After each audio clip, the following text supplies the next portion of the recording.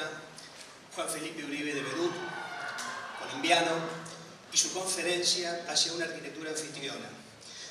No creo que sea necesario hacer demasiadas referencias acerca de este arquitecto, porque se trata de alguien cuya trayectoria es ampliamente conocida en las facultades y escuelas de arquitectura de la asociación. Fundamentalmente porque la obra y el pensamiento de Uribe conjuga muchos aspectos que son caros al espíritu de Arquisur. Voy a destacar dos de ellos. Uno de ellos es la dimensión pública de su arquitectura, motivo por el cual, de alguna manera, él está acá presente en este ámbito y en este marco de este encuentro. Y el otro es la función educativa que él asigna a la arquitectura. Digo esto porque, de alguna manera, también esta es otra de las preocupaciones centrales que tienen los encuentros de Arquisur, que tienen que ver con la enseñanza de la arquitectura. Uribe ha sostenido en pensamiento y en acción que la educación se da en el espacio público y que la arquitectura de calidad puede estar disponible para todo el mundo si existe la voluntad política, los recursos necesarios, los profesionales idóneos. Como él mismo dice, que una institución genere dignidad en todos los habitantes de una ciudad a través de la arquitectura y las infraestructuras es un mensaje potente que se basa en entender que la arquitectura es un instrumento cívico capaz de incitar nuevos comportamientos. Tras egresar de la Pontificia Universidad Bolivariana de Medellín, fundó en 1990 Uribe de Bedut Arquitectos y ha realizado obras cívicas esenciales y detonantes para la renovación urbana y la recuperación social en las ciudades de Medellín, como el Parque de los Pies Descalzos, la Puerta Urbana, el Parque de los Deseos, la Biblioteca EPM, la Plaza de la Libertad en Río Negro y el Parque Cuscatlán en San Salvador, por citar solamente algunas. En el campo de la educación ha aportado obras como el Colegio de la Independencia en Medellín, el Parque Educativo Balcones del Saber en Tarso, la Fundación Educativa Guillermo Ponce de León en Tuluá, el edificio Universidad Ciudad en Bogotá, el edificio Portas y los proyectos del Plan Integral de Bienestar de la Universidad de La Sabana en Chía. Ha sostenido constantemente un gran interés por la elaboración de planes, maestros o rectores que direccionen prospectivamente el desarrollo de infraestructuras. Y también ha ejercido como docente en maestrías, pregrados y como conferencista en diversos institutos y universidades, no siendo esta la primera vez que él está en Rosario y en este Centro Cultural Parque de España, invitado por nuestra facultad. Su obra ha obtenido reconocimientos importantes a nivel nacional e internacional, siendo expuesta colectivamente o individualmente en Berlín, Cali, Londres, Medellín, México, Nueva York, Puebla, San Salvador, y ha sido documentada en 3 libros monográficos. Copia monográfica, Felipe Uribe de Bedut, en sección, que es este que tengo aquí, del año 2018, y el más reciente, Felipe Uribe de Bedut, anfitrión, que tenemos acá. Les presento al arquitecto Felipe Uribe de Bedut.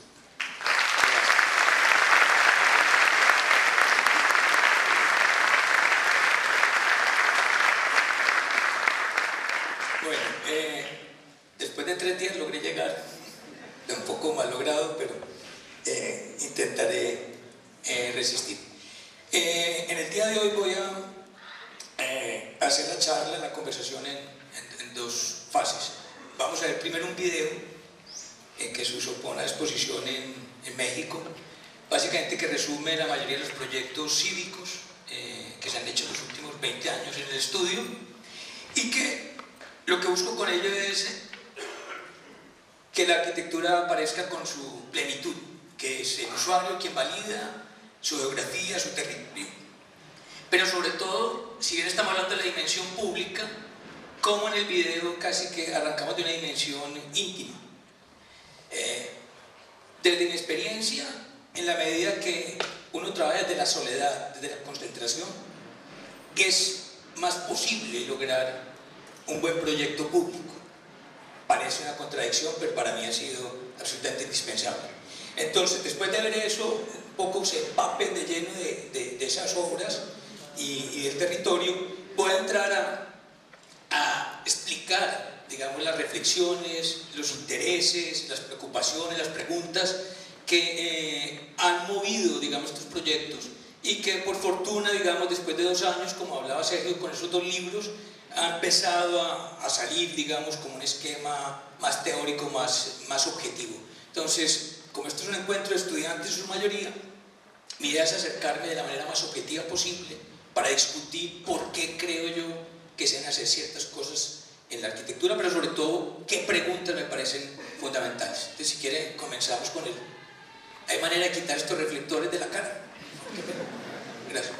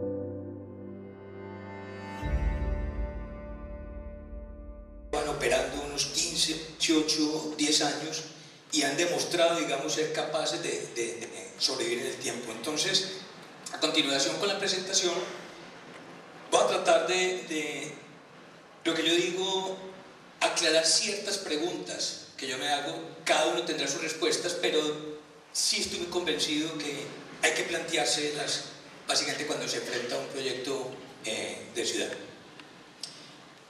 ¿Está luz? De verdad, por favor. Gracias. Y con esa dualidad también que hablaba ahora de la soledad para el proyecto público o el proyecto cívico, me interesa más el cívico, que es algo que decía el decano ahora. Lo cívico compromete, digamos, al privado. Entonces esa noción de que el Estado tiene que resolver el problema del espacio público ya no es verdad. O sea, necesitamos que desde lo privado aparezca esta actuación. Este es, digamos, el ámbito, el universo que he venido construyendo, digamos, hace casi 30 años, mi estudio, mi casa, una investigación de vivienda, superficie sensible, ecológica y una carpintería. ¿Y por qué lo hago desde afuera? O sea, como desde el retiro de la ciudad. Creo que ha sido una constancia de acercar ese proyecto de la naturaleza al proyecto de ciudad. Y cuando hablaba yo del silencio, la concentración, pues mi estudio básicamente es casi una especie de medio retiro, monasterio. Se trabaja bastante en silencio, muy concentrado en la afuera de la ciudad, pero digamos que este es el entorno colaborativo. Finalmente, todos estos proyectos se han hecho con gente muy joven, a través de un sistema de prácticas que he tenido hace mucho tiempo. Mantenemos 4 o 5 practicantes y arquitectos 4 o 5 que van creciendo de acuerdo a los proyectos, pero siempre gente muy joven, y aquí en el taller siempre construyendo, entrenando sobre el detalle. Cuando digo que hacer una arquitectura anfitriona, creo que esto es uno de los elementos fundamentales de ser público, de esta dimensión pública, es acoger. Hacemos arquitectura para la ciudad si nos interesa que las personas sean acogidas. Y no solo las personas, sino también el ambiente, el contexto, la naturaleza, lo construido. Y claro, para mí la sección en la arquitectura ha sido un instrumento cualitativo fundamental. Estos son los 2 libros que básicamente han resumido parte de lo que estoy mostrando acá, que ya empieza a generar un contenido de pensamiento y que me llevará, digamos, a seguir indagando más cosas que se hacían en un momento dado inconsciente, pero ahora más consciente.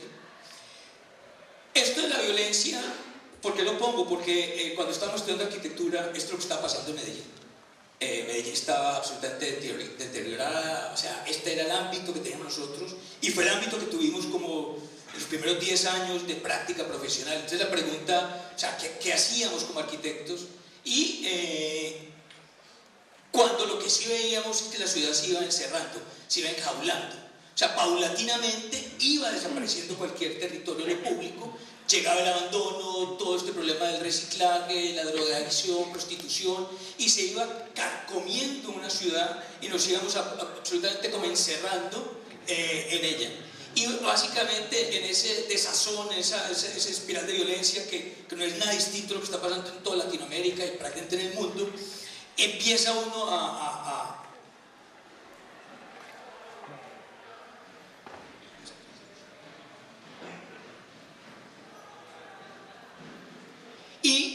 la seguridad, empieza a aparecer la seguridad privada. Ya al Estado, para que la gente no se le sale de las manos, pero el problema es que empezamos a convivir con armas, empezamos a vivir en una ciudad donde el transeúnte se ve como sospechoso, donde toda persona parece ser peligrosa simplemente por el hecho de estar vagabundeando y caminando por la ciudad. Y aquí, como arquitectos, empezamos a plantearnos esa idea de cómo podemos aportar a desplazar esas reglas, y es esta idea de mirar, de cuidar, o sea, esa manera de ver la misma ciudad, esos ojos ciudadanos que en realidad no es que estén conscientes de que están vigilando, pero están haciendo ese trabajo de mirar hacia la ciudad, de proteger, digamos, a cualquier actividad común. Entonces, para mí era muy importante entender la arquitectura como este instrumento cívico capaz de nuevos comportamientos. O sea, yo creo que es más efectivo cuando la gente se comporta distinto, cuando tú ves comportar a la gente en la calle más que el edificio mismo. Eso tiene una lectura mucho más fuerte en la recuperación de la ciudad. Y si queremos ser anfitriones, pues lo primero es dónde estamos. En particular nosotros, en el caso mío, Trópico, esa noción de mapa de lluvias, de bosques, absolutamente alucinante, fuerte, potente, que nos lleva a condiciones muy particulares. Esta idea del clima bipolar, esto es una 10 de la mañana en Medellín, 1 de la tarde en Medellín, pasamos de ese sol a esa tormenta y en un día puede pasar todo eso, y eso es una condición que nos tiene que servir como materia prima si queremos que la gente perdure, habite el espacio. Y esto me tocó en México, 2 de la tarde, sol en la comuna Roma, y a las 5 granizo. O sea, esta idea es categórica en el caso de la arquitectura pública. La otra condición era las montañas. O sea, para mí ha sido fascinante este contexto que se repite en Bogotá, Medellín, Tuluá, en las afueras de muchas de las ciudades nuestras, y esa condición de finitud, de contenedor, o sea, de resguardo o de anfitrión, me parece absolutamente categórico. Es una condición que cuando se tiene debe ser tomada bastante en serio. Y creo que la geografía es esa referencia de orientación o identidad contundente, esa idea de que saber dónde estás, para dónde vas, es absolutamente exquisita cuando se puede trabajar. De hecho, por coincidencia, ahora estoy trabajando mucho en El Salvador, también tiene esa condición de valle y de montaña como en Medellín. Y claro, esa idea de que cada edificio que se acerca al contexto público, al contexto cívico, a la ciudad, debe ser o servir de la mejor plataforma de visualización, debe ser como un periscopio, un telescopio, un sitio que nos ayude a reconocer dónde habitamos. Esa idea de reconocer es fundamental. Y aquí entra un tema de la tipología, que finalmente es la que nos define esa relación con el territorio. O sea, la humanidad se la ha pasado tomando decisiones de cómo enfrentar ese territorio, cómo convivir. Y todo otro tema que es el autoencargo. Aquí, sobre todo para estudiantes y para muchos arquitectos jóvenes, yo creo que tenemos que permanecer en un entrenamiento reflexivo permanentemente. O sea, una biblioteca en la casa, una mesa, cualquier cosa. No podemos estar esperando nunca que nos llamen para hacer trabajos. Eso es una condición que a mí me parece absolutamente necesaria de nuestro ámbito. Y me inventé la idea de hacer una casa en el árbol para mi hijo. Y claro, siempre que uno mira algo, lo primero es mirar la historia, qué ha pasado. Tal vez las primeras casas en el árbol, un problema de protección, unos vecinos más salvajes que vos, que te comen, que te matan, animales, inundaciones. Entonces una condición muy natural, muy casi tranquila, que se pierde casi con la condición nativa. O lo que se hace muchas veces como arquitectos, imponer una tipología de una casa sobre un árbol. O sea, pero para ese caso el árbol es talado. O sea, hay una imposición absolutamente radical, y miren lo que pasaría si uno empieza a entender esa tipología agresiva. Esto parece exagerado, pero es una condición que permanentemente vemos en las ciudades nuestras. Entonces me parecía más sensato tratar de entender cómo aparecer el árbol, que prácticamente ahí no está, pero creo que intuyen que con esas cuerdas ya empiezan a tener esa fuerza ascendente del árbol. O sea, lo que más interesa del árbol es su fuerza, su verticalidad, pero además tiene una capacidad de pieza autónoma, y entran en una condición para mí de diálogo absolutamente, lo decían ahora también, que estaba primero, si la casa que flota en la misma madera o el bosque. Y si se mira de esa manera, sí puede haber entonces una manera de habitar el bosque contraria a la otra noción.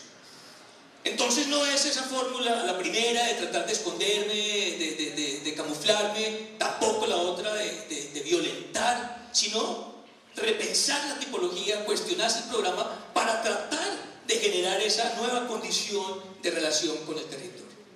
Y se lo decía, o sea, esto parecía imposible en la foto de las casas tumbando el bosque. Esto es Ciudad de México hoy, miren lo que era. Somos tan absolutamente capaces de deteriorar y transformar todo con el poder que logramos estas cosas absurdas que hoy padece la ciudad. Y cuando les hablaba de autoencargo, pues aprovecho que estamos aquí vecinos, a uno nunca lo tienen que invitar a trabajar. Y esto fue una vez que venía por una conferencia, Miguel me había invitado, Griselda, a dar una charla. Yo venía y sencillamente vi un molino precioso, abandonado, y dije, Martina, paremos, quiero ver qué es esto. Entré y casi que un problema de amor a primera vista, una cosa visceral, dije, ¿usted qué? Y me contaron que lo iban a tumbar, que ya lo habían vendido para demolerlo y tumbar. Era absurdo que esta cosa iba a desaparecer. Me reuní con un grupo de chicos, jóvenes que habían sido practicantes. Le puse una condición, creo que a Miguel, que le dije, mire, yo trabajo, regalo este trabajo, pero me lo dejan presentar al alcalde. Es la única condición. Nos encerramos 7 días como unos locos a trabajar. Básicamente, pregar, tener una visión global de lo que era ese territorio, mire todo lo que estaba contaminado, el sitio, tratar cosas de depósitos de gasolina. Y lo que podemos hacer con Photoshop, que es buenísimo. O sea, entender que esto puede ser un gran potencial, salvar el molino. Se hizo un proyecto de todo el Dársena, de recuperación de mercado del río, etc. Se sacaron todas las piezas, se le mostró a la alcaldía. Finalmente este era el proyecto, muy rápido, recuperar esa vida del agua, cambiar la orientación de los edificios, salir perpendicular. Y si bien ese proyecto prácticamente no se hizo, sí sirvió para que no tumbaran el molino Marconetti. Hoy el molino tiene actividades culturales.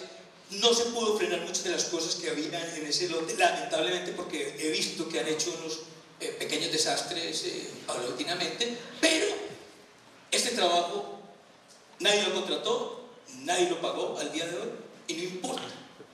Pero eso es lo que tenemos que hacer nosotros en esta condición de generar interés sobre lo público al margen de los encargos.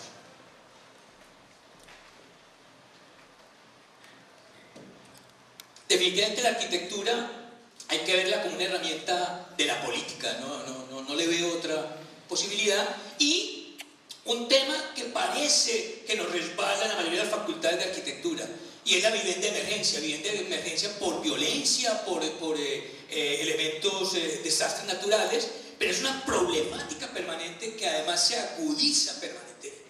Y normalmente estamos felices en la universidad haciendo museos, inventando una cantidad de proyectos idílicos, y como que nadie quiere meterse en esto. O sea, las universidades tendrían que tener un banco de proyectos permanentemente ante el acecho de estas tragedias. Y creo que la academia ahí sí no puede dejar de tener estas soluciones impostergables, porque lamentablemente le preguntan a casi que cualquier facultad qué se puede hacer con una emergencia y no hay casi que respuesta. Esto es un trabajo hecho con estudiantes, nosotros lo llamamos el tugurio, hecho por arquitectos, con una limitante madera, de plástico, pero miren las condiciones de exquisitez que se puedan tomar. Hay una limitante de área, etc. Pero es un trabajo de arquitectura hecho por estudiantes.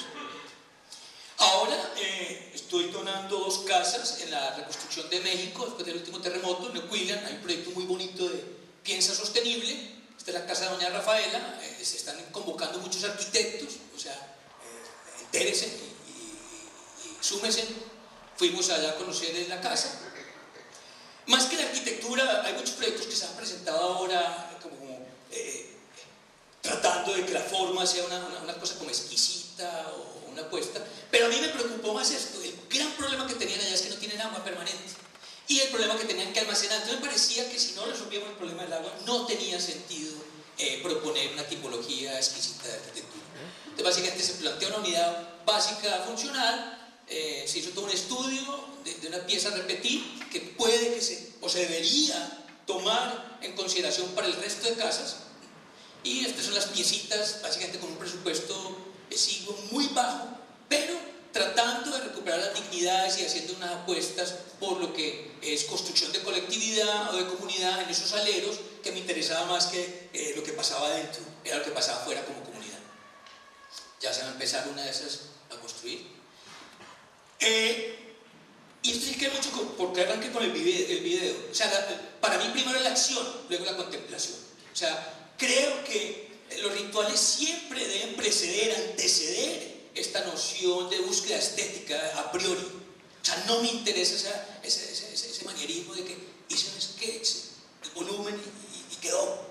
Como podría ser un proyecto exquisito visto, pero como que no, nadie te lo cambia. No, a mí no me interesa tratar de plasmar eso, me interesa más bien es buscar las intenciones de los rituales, la acción, para ver qué instrumento se va desarrollando. Y claro, el verbo pasa a la ergonomía milimétrica, la ciudad, o el mal llamado urbanismo, porque finalmente el urbanismo está en desuso en el sentido de que es casi la extensión infinita del territorio para poblarlo en vivienda. Yo creo que hay que volver a llamarlo de otra manera, empezar a mirarlo distinto. Los urbanizadores están acabando con las ciudades de nosotros, casi todos. Entonces esa idea de que no manejamos manchas de kilómetros, sino milímetros, lo que activa en el fondo toda actuación pública o cívica es el milímetro. ¿Por qué? Porque actúa sobre el cuerpo nuestro, que es milimétrico.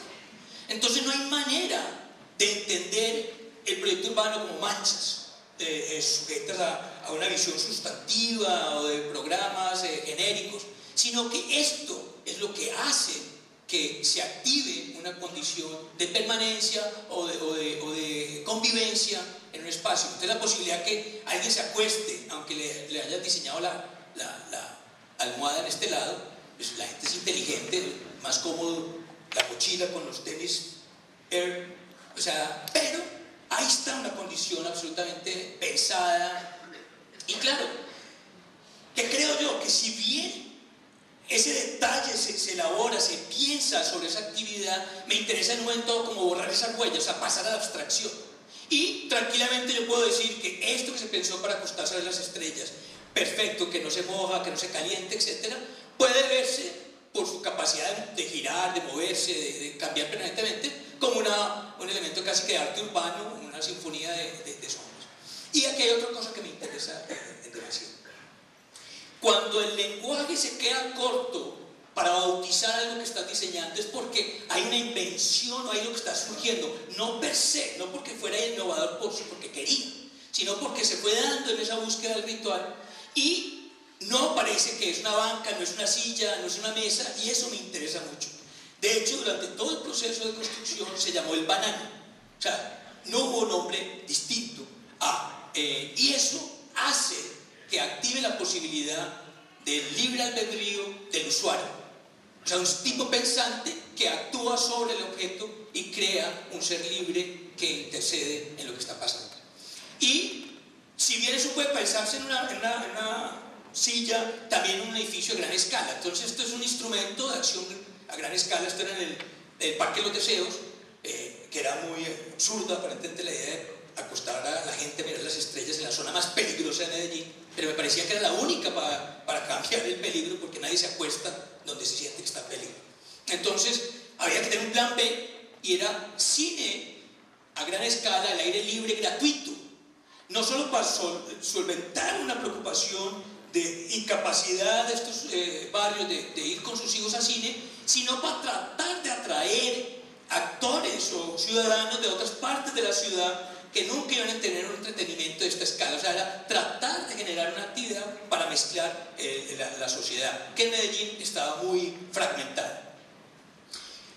Se dijo desde el principio que estaba loco, que era absurdo, que la gente de Medellín no estaba preparada para ver cine al aire libre, que eso de los holandeses, los japoneses, no sé quién. Sí.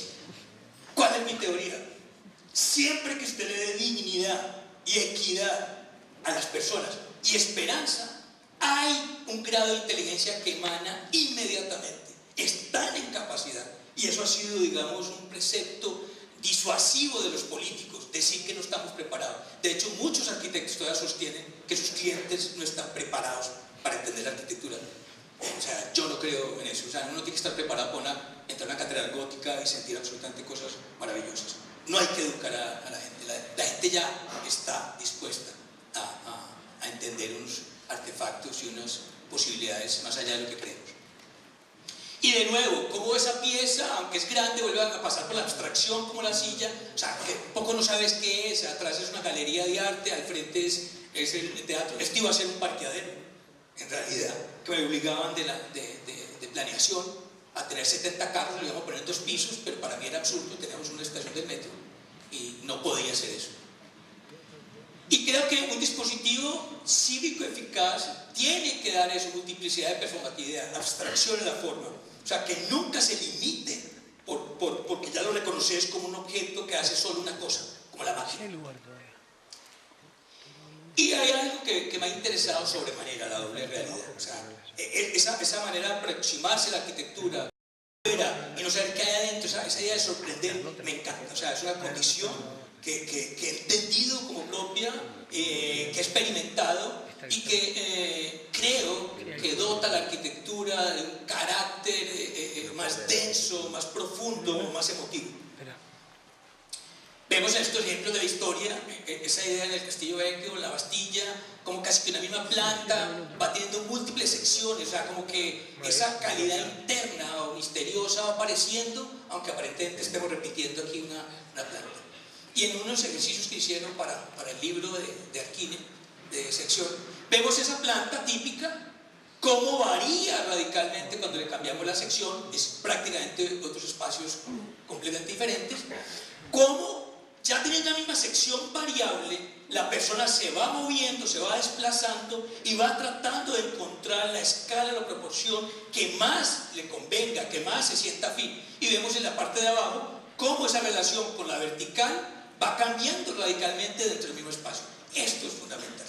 En el espacio público, cívico, la persona tiene que estar tan cómoda desde la intimidad como cómoda desde la comunidad. Y eso es algo que a veces se obvia. Y para mí es categórico. Entonces yo creo que en la planta habitamos, pasamos de habitación en habitación, en la sección anidamos. Esta idea de anidar, donde el ser humano se va acomodando, ya busca tragaluces, la luz que es, el tamaño, la proporción, eso es una condición, digamos, más fuerte de apropiación del espacio para mí. Y claro, entender esa idea de la sección como el factor exponencial que puede moldear el espacio infinitamente, una vez tengamos una planta muy tranquila. Y tratando de poner el nombre a las cosas, bauticé esto como el plenum moldeante flexible, que es a la izquierda, donde la curva exterior y la interior son diferentes. O sea, esa masa, que a veces es una sumatoria de cielos falsos, de instalaciones, de losas, no importa lo que sea, es una sola masa que se comporta como un moldeador de espacio mucho más radical que el pleno moldeante rígido, que es el famoso sándwich, la torta, digamos, de losa permanente. Y viendo en una sección del colegio, vemos claro esa combinación de plenos moldeantes rígidos, una losa autónoma, pero como ese pleno moldeante flexible empieza a generar esa doble realidad, un teatro en la cubierta, o un espacio que simplemente deja conducir la luz a todo lo que es el polideportivo, y esa complejidad del instrumento que van haciendo por ese pleno moldeante. Y ese pleno para mí es una herramienta proyectual muy eficaz para desarrollar esta doble realidad. Lo vemos en el proyecto Campos de Paz, una planta casi que austera, mimética o muda, que a veces hasta uno siente la necesidad de moverla, de ponerle más movimiento, pero sabe uno que si se contiene en este edificio cívico, que debe haber cierta orientación fácil, aparece ya en la sección. Entonces, esta pieza rotunda, como monolítica, como un dolmen, que sí marca el territorio que me interesa, adentro se está comportando como un instrumento de iluminación, de luz absolutamente exquisito, que cambia permanentemente, pliega esas paredes y va generando una sensación de más luz a menos luz absolutamente exquisita. Y esta imagen la muestro porque últimamente me ha interesado hablar de luthier, o sea que quisiera entenderme como un luthier. ¿Por qué? Porque el luthier en realidad nunca es un instrumento a priori y después ves cómo le suena, sino que está buscando un tipo de sonido y el instrumento que necesita para producir el sonido va saliendo, va emergiendo de una necesidad, de una búsqueda particular, precisa. Entonces nadie se sienta ante una orquesta a decir que instrumentos están feos. No, eso es lo de menos. Pero además, esa idea de la sección de esos instrumentos, absolutamente finita, categórica, exquisita, milimétrica, perfecta, es la que genera esa condición de sonido que finalmente, si bien se inventó en un momento de la historia para sonar de tal manera, el instrumento tiene esa peculiaridad exquisita que puede ser reinterpretado, cosa que la máquina no. Por eso me gusta hablar de esa idea de la máquina para vivir, de Le Corbusier, de las máquinas para cosas. Las máquinas repiten una función y se vuelven obsoletas en 3 o 4 años. Los instrumentos no. Y la obsolescencia es un factor categórico en la arquitectura. No podemos invertir en espacios cívicos y edificios cívicos para que mueran o entren en desuso en 3, 4, 5 años. Y con este tipo de maquetas que hicimos, que primera vez se hacía este ejercicio como de 25 proyectos, se hizo el mismo tipo de secuencia de maqueta que la del pleno, empieza uno a entender, y en una exposición lo vi, personalmente me encantó, ni siquiera yo había tenido esa dimensión, de que empezás a entender estos instrumentos como, finalmente no como piezas individuales, no como un edificio suelto, sino como piezas de una gran obra, de una investigación, de un concepto, de una idea de búsqueda que te lleva proyecto a proyecto.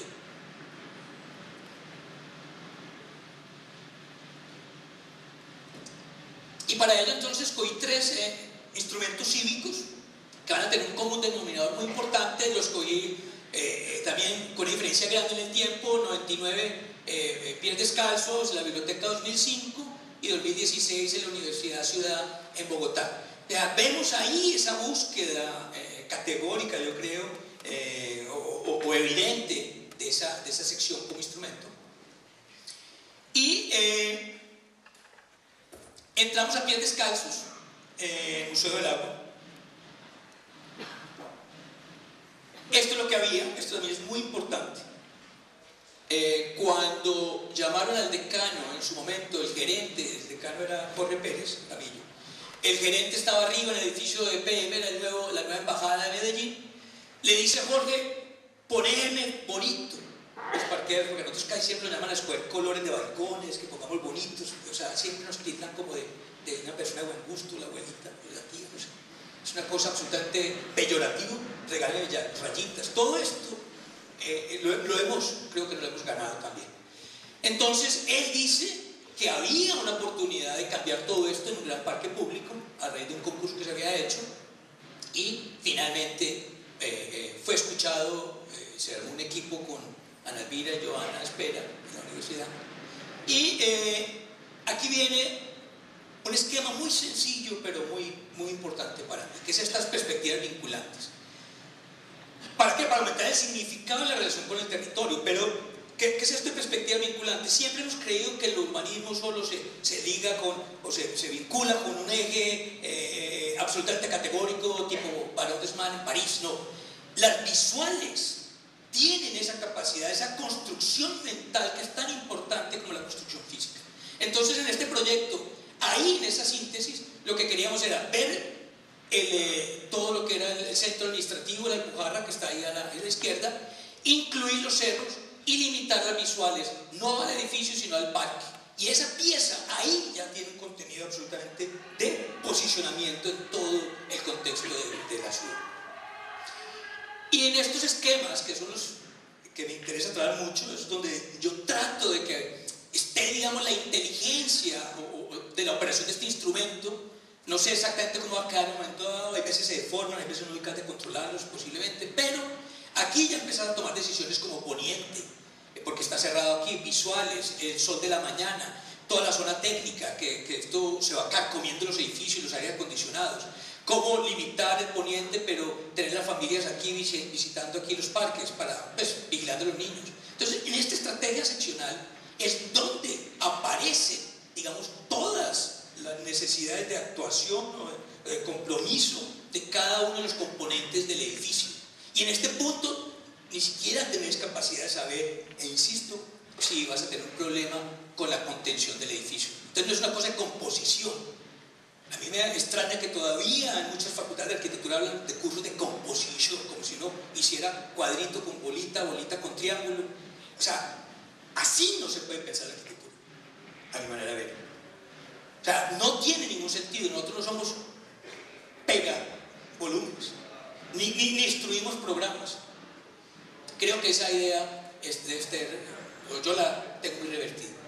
Y en este tipo de maquetas, bregando a entender por todos los puntos cómo entra la luz cenital, porque como estás cerrando el poniente, toda esta marquesina que si la puedes tocar con tus manos, o sea, un espacio público, pero casi que a la altura de una casa. Esa versión antagónica con esta, con una proporción absolutamente urbana, todo el elemento técnico de la estructura, todo empieza a ser resuelto, los plenos flexibles en la cubierta. Y esto que me ha interesado mucho empezar a hacerlo, yo llamo el scan de pleno moldeante, es empezar a entender esta sencillez de dibujo para ver dónde están dirigidas todas esas integraciones con el exterior, dónde está fragmentado, o en el caso de los nidos, cómo por ejemplo estas dos piezas se van vinculando, estas van separándose. Entonces aquí empezás a tener una noción concreta del fraccionamiento que estás teniendo en las habitaciones, que si lo haces demasiado categórico vas perdiendo esa posibilidad de extender riqueza en el espacio.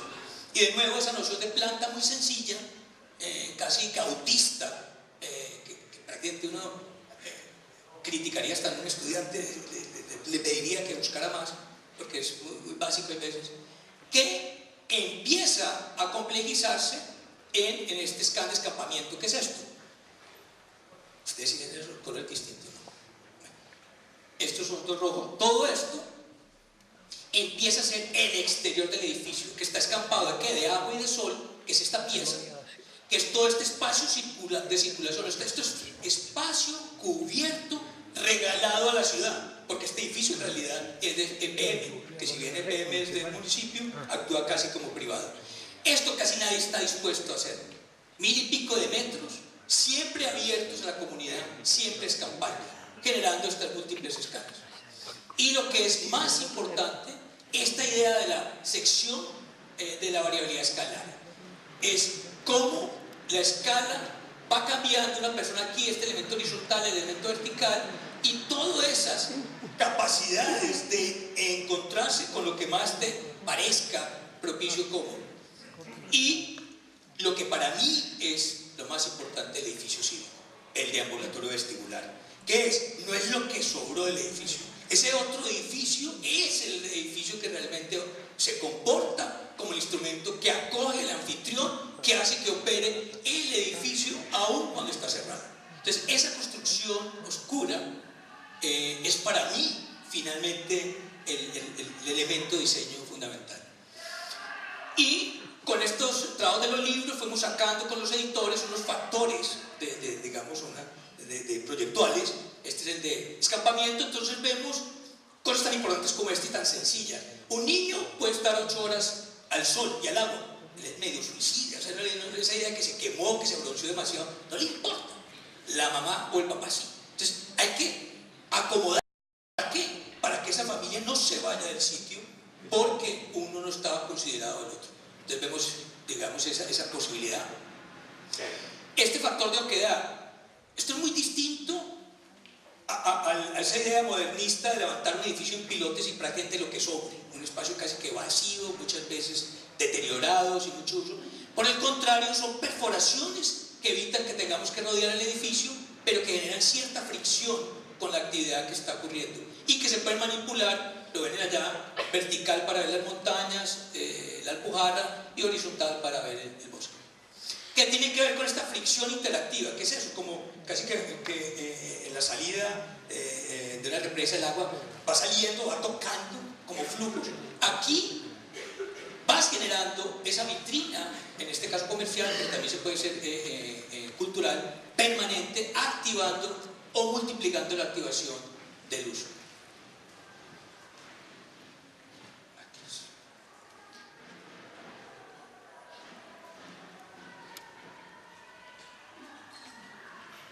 Esa idea de la unicidad volumétrica, que en vez de ser por adición, por composición o por el programa extruido, es más bien una pieza que busca una contención, y entonces entendés que el programa se socava, se talla al interior y se tiene que de cierta manera acomodar también a esa contundencia de la pieza afuera.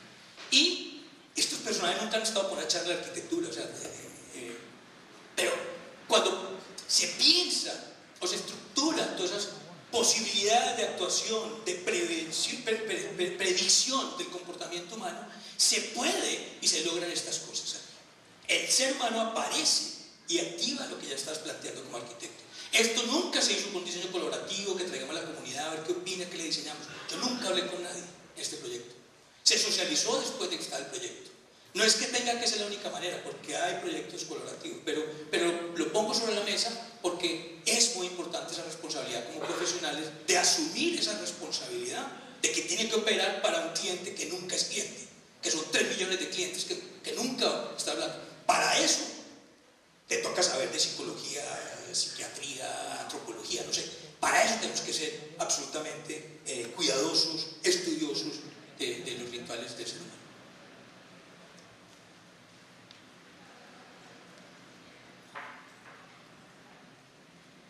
Y finalmente ese encargo, que esto es también muy importante, de poner unos arbolitos bonitos.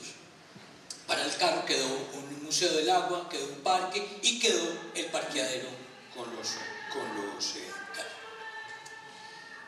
Aquí pongo un tema muy importante: presupuesto, previo a arrancar un proyecto. Si ustedes componen la palabra presupuesto, es algo previo a un supuesto. ¿Y algo previo a un supuesto qué es? Nada. Casi siempre los presupuestos de las instituciones son lo que les sobró. Entonces, con eso medio instalan un proyecto. Pero en realidad nos compete a nosotros definir cuál puede ser el alcance del verdadero proyecto cuando se nos encarga o cuando lo estamos pensando sin encargo. Entonces, de un presupuesto menor que había acá, acabamos haciendo un proyecto de 12.000 millones de pesos y que nadie había previsualizado. Una vez el proyecto se arranque, es obvio, hay que controlar presupuestos.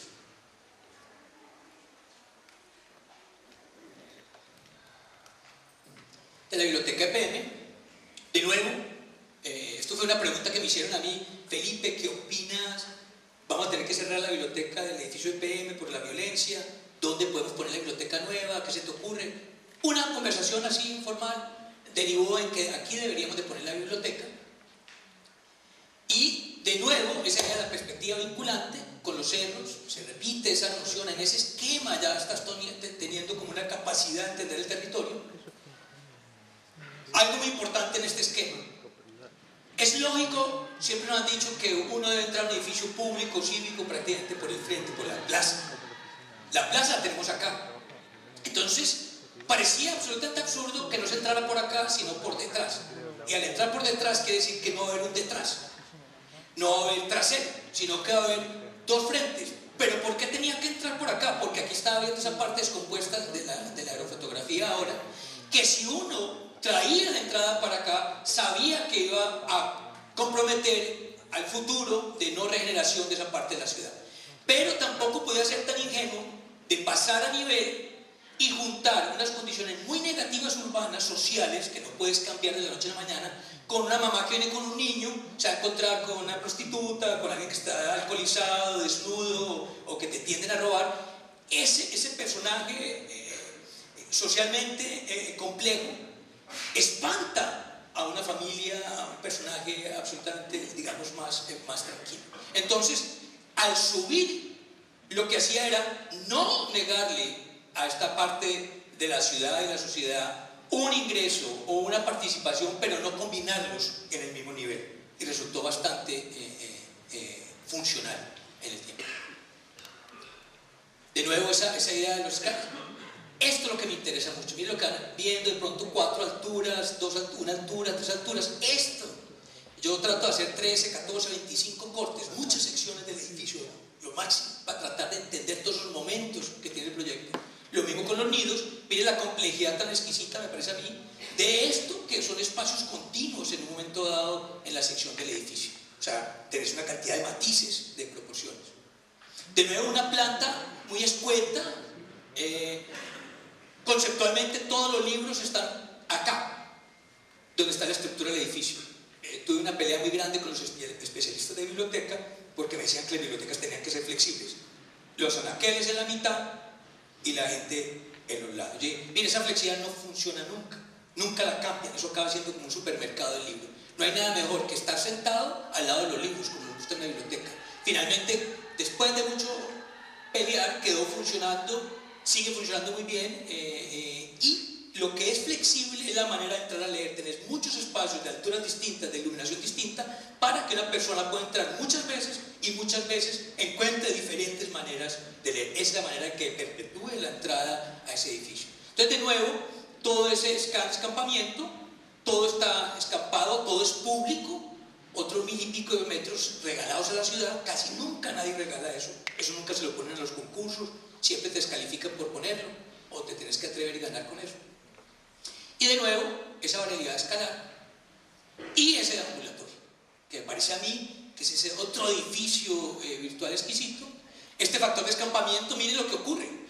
A las 12 estás ahí en la sombra, a las 4, en vez de irte para tu casa corriendo, porque si algún aguacero te queda. Pero no solo se queda uno, sino que uno se tropieza con el otro, se arrejunta a la fuerza. Porque el proximity que manejamos nosotros, de un diámetro como 80 centímetros, uno está así paranoico, entonces en condición normal a usted no le gusta que se le acerque. En una carrera contra un aguacero, todo se vale. Y en un tropezón tú pides disculpas, te ríes, hola, qué pena, tal, y tú qué haces, no, yo vengo a parte, yo soy arquitecto, sí. Y acabas de novio, acabas de marido. O sea, yo insisto y lo digo siempre, yo he casado a una cantidad de gente en Medellín con esto. Aunque no gane el crédito nunca, pero eso pasa. Y esa relación es la que conlleva a que el espacio no se desaloje con las condiciones del clima. De nuevo la que da, ¿por qué esas diagonales? Porque es que la diagonal manipula muy fácil el aire, el viento, el sol, agua, ojo, gente, pájaros, todo. Por eso tengo, digamos, tanta afinidad con la diagonal y por eso peleo tanto hay veces con el ángulo recto, que básicamente es muy poco conducente. De hecho, pues los carros no son cuadrados, los aviones no son cuadrados, o sea, casi nada es cuadrado, lo que necesita es conducir elementos. El avistamiento preventivo, o sea, como yo voy después de una lectura intensa, salgo aquí a estudiar más relajado, aquí se puede conversar, pero esta persona está automáticamente teniendo un control sobre la moral, sobre la ética ciudadana. O operación extendida, que el techo de una biblioteca sirva para aeróbicos de la tercera edad, exquisito. O sea, ahí salen, está la ciudad, está el cerro, los morros, o sea, es exquisito y por eso empieza a pasar eso. O aún la biblioteca cerrada, estas sillitas pequeñitas tipo japonesas, en el sitio más aparentemente más aplastado del exterior, sigue siendo un sitio concurrido para una actividad permanente.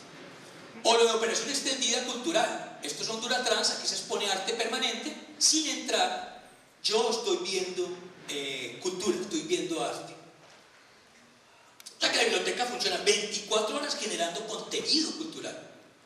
Y otra cosa muy importante, que es un factor que he venido descubriendo después de muchos años, cuando a una sociedad se le niega la calidad, o sea, cuando una sociedad no tiene bibliotecas de calidad, no tiene hospitales, no tiene lo que debería tener, cuando se hace un proyecto como estos, que es abierto por completo a la comunidad, 100%, la persona se siente excluido por naturaleza, por costumbre, por lamentable costumbre, no es capaz de entrar la primera vez. Esto en vez de tener una puerta tiene 5, que por eso también me parece importante. O sea, que no haya esa puerta representativa con un guardia, sino que vas entrando. Entonces, ¿qué hace una persona? Él viene, mira, como hacemos cuando no sabemos prender una llave de esos lavamanos ahorita súper inteligentes, que uno a veces llega, no prende, y uno le da vergüenza, espera que se salga el otro pues, para ver qué lo... O sea, nos avergüenza no saber manejar las cosas en público. Eso es categórico. Entonces, ¿la persona qué hace?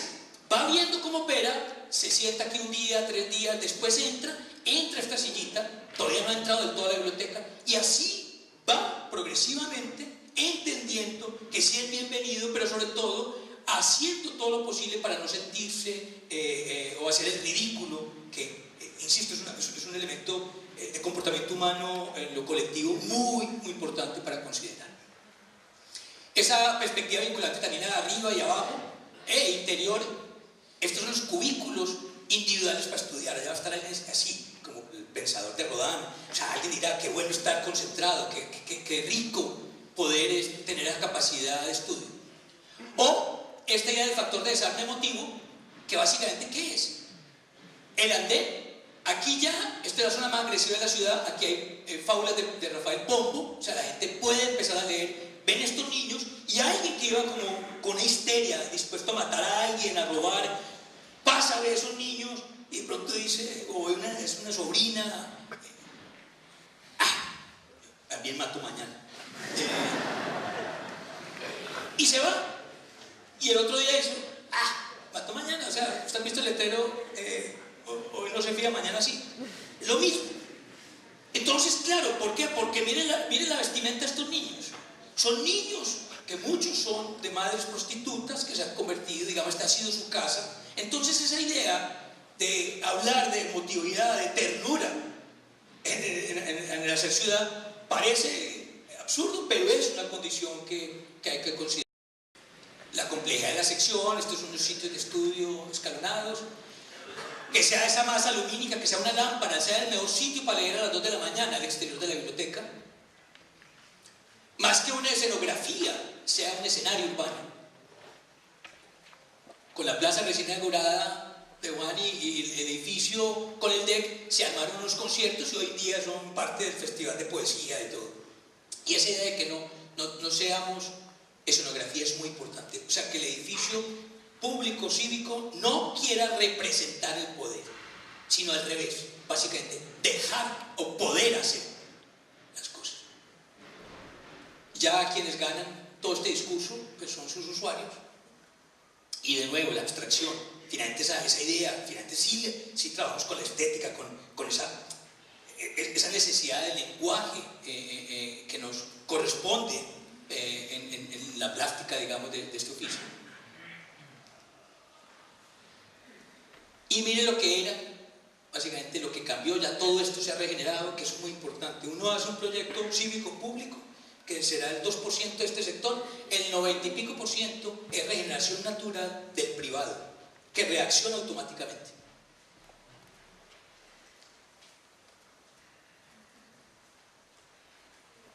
El edificio Universidad Ciudad, que se hizo con Andrés Castro y Gerardo Lara, el concurso era muy bonito porque se llamaba eso, Universidad Ciudad. Era el sitio donde teníamos que encontrar a la ciudad y la universidad. El campus está hacia acá, hacia los cerros. Esta es la séptima arteria de Bogotá, muy importante. Y este era todo el lote, entre parqueadero, casitas. Aquí viene una sección muchísimo más compleja que todas las anteriores. ¿Por qué? Porque estaban los cerros, estaba todo el campus, estaba la ciudad. Entonces, básicamente, programáticamente se rompió en este punto para que a nivel de la séptima se fuera involucrando el campus. Se rompió en la mitad, en el 5º piso, o sea, se hizo espacio público en el 5º piso para hacer el café donde los estudiantes se sentaran a trabajar en grupo, miraran el campus, los cerros y la ciudad. Y el programa final de los MBA en la parte de arriba. De nuevo, todo este elemento estructural, todo esto es la zona de los cafés. Todo una manera de acceder desde el andén, multiplicamos, triplicamos el ancho del andén, lo cubrimos y se llegaba por unas escalinatas para llegar al nivel de las plazoletas de la ciudad y armar un car lobby en el primer piso de la universidad. Bueno, la relación de los SCAN, de nuevo una planta muy sencilla. Esta complejidad, este es el 5º piso, que en un campus universitario escalonado empieza a ser muy importante. Ahora estamos haciendo un plan maestro sobre esa idea del espacio público en niveles para la universidad. Y de nuevo esa complejidad del edificio. O sea, este es el otro edificio, el que más me gusta, que es el de ambulatorio.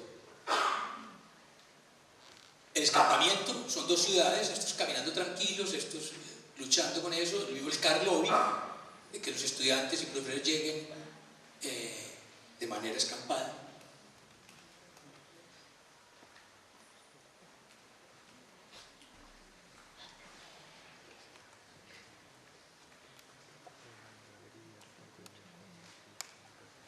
Bueno, la tecnología.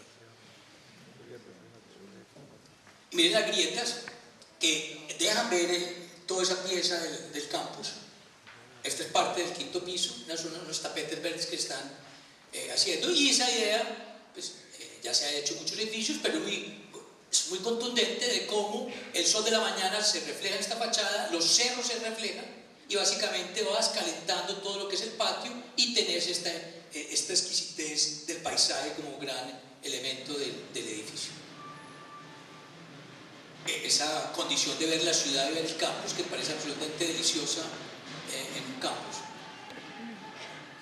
Este era el mismo problema, todo el poniente, el ruido de la séptima, no puedes empezar a abrir esa parte, tiene un elemento bioclimático que trabaja muy bien en esta doble pared, pero había que trabajar ya entonces esa iluminación interna y en los vacíos con esa complejidad de sección. Lo de la luz también, que empieza a operar y empieza a ser casi que una estación de transporte. Ahí están los paraderos de varios buses. Y una pieza, de nuevo, muy radical, escultórica, pero básicamente, ¿qué intención? Todo este marco es para abrir los cerros sobre una vía principal acá que quiero recuperar como peatón, que es vehicular, y ese traslapo de los dos volúmenes para que la ciudad pudiera ver más los cerros, y por eso se desfasan, digamos, los otros volúmenes. Y ahí en el concurso fue muy atrevido y nos gastamos un lote que no era, que el edificio tenía que llegar hasta acá. Nos gastamos ahí y salimos aquí a la esquina, a esa integración urbana. Y básicamente este es el común denominador, para mí la gran construcción cívica, que es de carácter relacional, donde de verdad tiene sentido o ocurren los encuentros entre ciudadanos.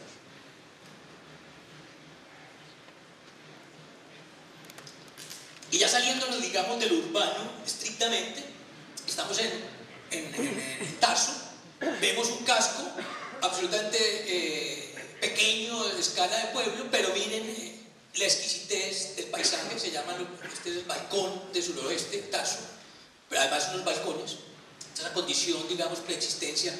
Miren esas rocas, absolutamente como de gran museo botánico, una vegetación absolutamente deliciosa que parecía la razón de ser de cualquier proyecto.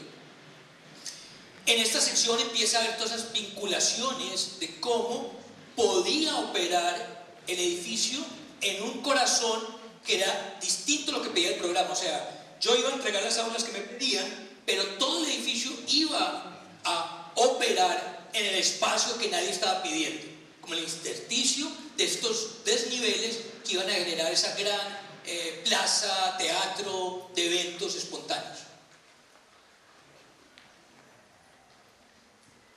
Entonces, había un presupuesto muy bajo, es la construcción tal vez de menos especificación que he trabajado, o sea, materiales absolutamente básicos, un bloque en concreto, el metal, unas hechas básicas, una guadua, pero básicamente aquí el encanto era tratar de vincular todo ese exterior, pero sobre todo generar ese vínculo con la iglesia, con la plaza central, para tratar de mejorar la condición peatonal que hoy no existe. Se plantearon los puentes peatonales y vincular el parque educativo al centro. Eso es lo que yo hablo de perspectivas vinculantes. A mí me parece que un niño que está flotando ahí en esa aula, viendo las torres de la catedral, él siente que está en la plaza, o sea, siente que todavía está en el casco urbano, pero sí que la arquitectura atropelle esa condición paisajística tan especial que tenía el lugar. Esto bajó como 5 grados, o sea, esto no funciona sin climatación artificial, todo es natural, ha sido absolutamente un elemento técnico en cuanto al clima perfecto. Esto es lo que más funciona, lo que no estaba pedido. Esto fue un truco de cubrir un área, después pelear con un presupuesto. Bueno, hay que saber trabajar esa idea, porque a uno lo que le pedían eran las aulas concretas. Esto entra en una discusión de que si es área metro cuadrado, yo digo, no, pero mire, cuénteme el techo nomás, eso no es metro cuadrado, el otro es un andén. Y básicamente lograr llevarlo a los números para que ocurra esto. Y mire que los niños no están oyendo esto, insisto, o sea, todo eso lo podés prever con la arquitectura. Si bien no es que sea conductivista 100% o limitarse a una conducta especial, porque siempre el humano nos va a sorprender en la capacidad de reinventarse permanentemente. Entonces, si tenés 100 formas de comportarse, tranquilo, van a aparecer 500 formas, pero al menos 100 si son el responsable que pase. Esa idea de un espacio flexible, una caja para cualquier cosa, es una bobería. O sea, eso no es un trabajo responsable de arquitectura. Uno sí tiene que prever que pasen ciertas circunstancias, ciertos acontecimientos. Y yo creo que todos estamos de acuerdo. Nadie en condición elitista de estudio tiene lo que tienen estos niños de Tarso: un aula flotando en este paisaje, prácticamente afuera, adentro, en una condición exquisita de aprendizaje distinto.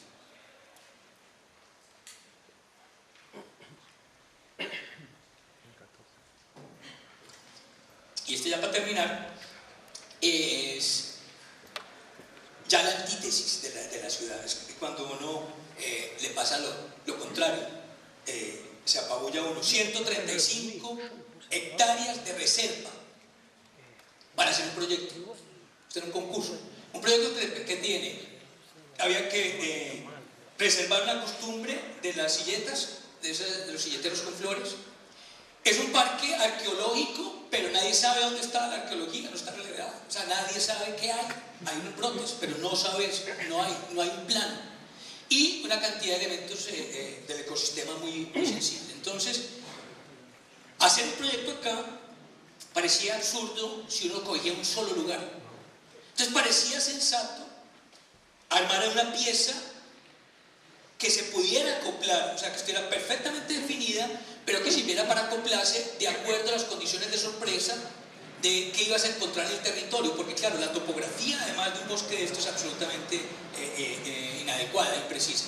Entonces se hizo un estudio de todas las condiciones de la topografía, todos los problemas que podían surgir, o hasta dónde el 100 pies, que se llama este edificio, podía negociar técnicamente, arquitectónicamente, con el terreno y el máximo de curvaturas. Entonces se previó una cubierta, es esta, una gran cubierta, 4 patas. O sea, este edificio tiene 3.200 metros cuadrados y se apoya en 5.7 metros cuadrados. O sea, es absolutamente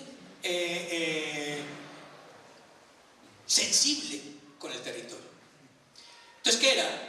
Unos voladizos muy grandes en la cubierta 350 y 350 que nos permitía estrictamente decir recortarlos en el momento de hacer la fundación definitiva, el vaciado. O sea, se definía una junta, una geometría, y básicamente vos a una estructura que ya está diseñada para 350 simplemente les ibas cortando sus voladizos. Entonces, esta fue la pieza de ensayo. Este ya es en el sitio. Y cuando hablamos de anfitrión, es anfitrión también la naturaleza. O sea, ahí puede pasar la ardilla, el conejo, el agua, todo una fauna y una flora preexistente. Y esa idea de que empecemos a preocuparnos entre lo humano y lo no humano es una condición absolutamente imparitable para los contextos construidos de ciudad o el entorno de ciudad. O sea, esto es lo que tenemos que retomar, que así vivían, digamos, casi todas las culturas prehistóricas nuestras, en una sensibilidad absolutamente, condiciones como esta. Entonces, 3.000 y pico de metros, porque la condición de la norma era muy estricta. Y se llega a esto, básicamente, ¿qué es? Un balcón. O sea, llegas hasta allá simplemente para decirte, mira, lo que vale la pena de esto es balconear el paisaje. Esa pieza que brota, al final no le pusieron, esto está diseñado como la silleta con toda la cubierta verde, nunca lo implementaron. Y para terminar, esto que es, lo dije 10 años cuando fui profesor y lo digo en las charlas que puedo hablar, parece muy sencillo, pero para mí es una herramienta de trabajo fundamental. Escuchar lo que se ve y ver lo que se escucha. ¿Qué es escuchar lo que se ve? Hagámoslo tangible. Yo cuando viajo, por ejemplo, si yo en este sitio y me gusta, no me gusta, yo trato mido con pasos, yo tengo las manos mías, yo sé cuánto mide la muñeca, el pasito que... ¿Por qué? Porque yo tengo que saber por qué me gustó, por qué no me gustó, o cuánto mide. Entonces eso es escuchar lo que se ve. Y lo otro es al revés. O sea, cuando estás hablando con alguien, cuando haces una investigación cualitativa, nosotros ya hacemos investigaciones cualitativas con los proyectos, son investigaciones antropológicas profundas, en lo que se le pregunta a la gente qué quiere, sino tratar de buscar qué hay en unos hábitos y ir espacializando todo lo que te están contando. Entonces, bueno, muchísimas gracias.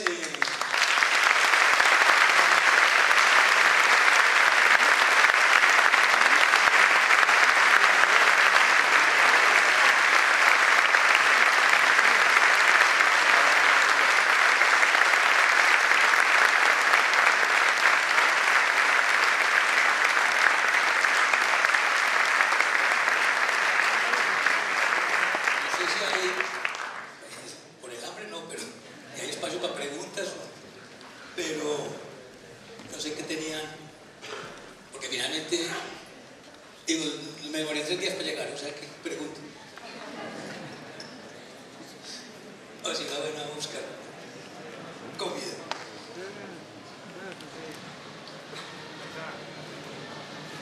Bueno. tocar hacer de socio de los editores. La universidad muy gentilmente logró traer, no sé cuántos fueron al fin, hay de los libros, el de Aquine, el de sección. ¿En serio cuántos trajeron? Bueno, hay 30 ejemplares a la venta.